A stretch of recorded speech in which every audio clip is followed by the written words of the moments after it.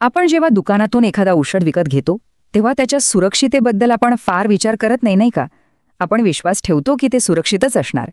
पण त्या विश्वासामागे एक खूप मोठं विज्ञान दडलेलं असतं, जे आपल्या आरोग्याचं रक्षण करतं. चला तर मग आज या अदृश्य विज्ञानाच्या जगात जरा डोकावून पाहूया. आणि इथेच एक महत्त्वाचा प्रश्न उभा राहतो. विचार करा, एखादा घटक जो पूर्णपणे सुरक्षित आहे, पण त्याच्यासारखाच दिसणारा दुसरा विषारी घटक त्यात मिसळला गेला तर? आजच्या या कथेत आपण हेच बघणार आहोत की औषधांमधला एक साधा घटक कसा धोकादायक ठरू शकतो, आणि सगळ्यात महत्त्वाचं म्हणजे त्याला शोधून कसं काढलं जातं. चला तर आपल्या या तपासाला सुरुवात करूया. आपण ग्लिसरीन नावाच्या एका अगदी सामान्य घटकापासून सुरुवात करणार आहोत, जो अनेक औषधांमध्ये वापरला जातो. पण कधीकधी हाच साधा घटक एका मोठ्या धोक्याचं कारण बनू शकतो.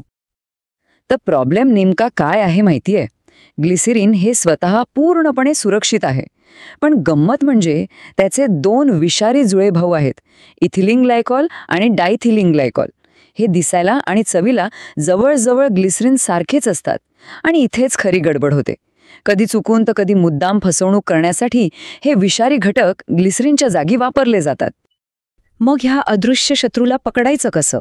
आणि इथेच मदतीला येतं एक जबरदस्त वैज्ञानिक तंत्रज्ञान. हे तंत्रज्ञान आपल्यासाठी एका केमिकल डिटेक्टिव्हचं काम करतं, जे या लपलेल्या गुन्हेगाराला शोधून काढतं. ह्या डिटेक्टिव्हचा पहिला भाग आहे गॅस क्रोमॅटोग्राफी. समजा ही एक प्रकारची रेस ट्रॅक आहे, पण धावपटूंसाठी नाही, तर रसायनांच्या रेणूंसाठी. ह्या रेस ट्रॅकवर मिश्रणातील प्रत्येक रसायन त्याच्या वेगानुसार धावतं आणि एकमेकांपासून वेगळं होतं. एकदा काही रसायनं रेस ट्रॅकवर वेगळी झाली की ती येतात मास स्पेक्ट्रोमेट्रीकडे. आणि हा काही साधासुद्धा वजनकाटा नाहीये. हा इतका अचूक आणि संवेदनशील आहे की तो प्रत्येक रसायनाला त्याच्या अगदी सूक्ष्म वजनावरून ओळखतो. जणू काही प्रत्येकाची स्वतंत्र ओळखच पटवतो. बरं, थिअरी तर झाली, पण प्रत्यक्षात हे काम कसं चालतं? चला बघूया. हा केमिकल डिटेक्टिव्ह औषधाच्या नमुन्याचं विश्लेषण नेमकं कसं करतो? ऐकायला जरी हे किचकट वाटत असलं ना, तरी आपण हे अगदी सोप्या 3 स्टेप्समध्ये समजू शकतो. सगळ्यात आधी औषधाचा नमुना तयार केला जातो. मग त्याला त्या मॉलिक्युलर रेसट्रॅकवर म्हणजेच गॅस क्रोमॅटोग्राफमध्ये पाठवून त्यातले घटक वेगळे केले जातात. आणि शेवटी त्या अचूक वजन काट्यावर म्हणजेच मास स्पेक्ट्रोमीटरमध्ये प्रत्येक घटकाची ओळख पटवली जाते.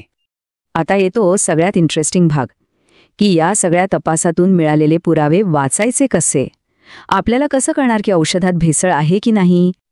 तर बघा, या चाचणीचा निकाल आपल्याला एका ग्राफच्या स्वरूपात मिळतो. याला म्हणतात क्रोमॅटोग्राम.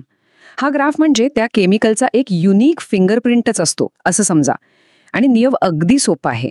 जर ग्राफवर आपल्याला हव्या त्या ठिकाणी शिखर म्हणजे पीक दिसलं नाही, तर याचा अर्थ धोका टळला. हा ग्राफ बघा, हा एका पूर्णपणे शुद्ध, स्वच्छ नमुन्याचा आहे. यात कोणतीही भेसळ नाहीये. ही आपली बेसलाईन आहे. म्हणजे जेव्हा सगळं काही आलबेल असतं तेव्हा ग्राफ असा दिसतो, एकदम रिकामा. आता इथे बघा, हे जे ग्राफवर डोंगर दिसत आहेत ना, हेच आहेत त्या 2 विषारी रसायनांचे फिंगरप्रिंट्स. हे त्यांचं ओळखपत्र आहे. आपली नजर आता नेमकी याच फिंगरप्रिंट्सवर असणार आहे. आणि आता खरी कसोटी आहे. प्रत्यक्ष खोकल्याचा सिरपचा नमुना तपासला जातोय. सगळ्यांच्या मनात एकच प्रश्न आहे, त्या 2 संशयितांचे, त्या 2 विषारी रसायनांचे फिंगरप्रिंट्स या ग्राफमध्ये दिसतील का? आणि बघा, निकाल एकदम स्पष्ट आहे.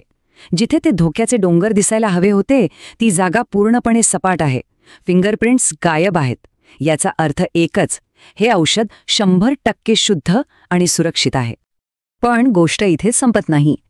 ही पद्धत फक्त अचूक आहे असं नाही, तर ती अविश्वसनीयरित्या संवेदनशील सुद्धा आहे. म्हणजे अगदी केसाच्या टोकाएवढी जरी भेसळ असली तरी ती या डिटेक्टिव्हच्या नजरेतून सुटू शकत नाही. उदाहरण घ्यायचं झालं तर ही पद्धत डायथिलीन ग्लायकॉल नावाच्या रसायनाचं केवळ 0.3 पार्ट्स पर मिलियन म्हणजे ppm इतकं सूक्ष्म प्रमाणसुद्धा अचूकपणे ओळखू शकते आणि मोजू शकते. आता 0.3 ppm म्हणजे नेमकं किती? तर कल्पना करा, एका ऑलिम्पिक साईजच्या स्विमिंग पूलमध्ये पाण्याऐवजी खोकल्याचं सिरप भरलंय आणि त्यात आपण फक्त एक थेंब त्या विषारी रसायनाचा टाकलाय. हे तंत्रज्ञान तो एक थेंब सुद्धा अचूक शोधून काढू शकतं. इतकी जबरदस्त आहे ही चाचणी. आणि हा तक्ता बघा, यावरून आपल्याला या तंत्रज्ञानाची खरी ताकद कळते. दोन्ही धोकादायक रसायनांना शोधायची आणि मोजायची क्षमता इतकी अचूक आहे की भेसळीचा अगदी कणभरही लपून राहू शकत नाही. यामुळेच आपल्याला मिळणारी औषधं सुरक्षित आहेत याची खात्री करता येते. तर पुढच्या वेळी जेव्हा आपण कोणतेही औषध घ्याल तेव्हा एक गोष्ट नक्की लक्षात ठेवा. त्याच्या प्रत्येक थेंबामागे असं अदृश्य विज्ञान काम करत असतं जे आपल्याला दृश्यमान सुरक्षा देतं. जरा विचार करा, आपल्या रोजच्या आयुष्यातल्या आणखी अशा कोणत्या गोष्टी असतील ज्यांचं संरक्षण हे असंच अदृश्य विज्ञान करत असेल.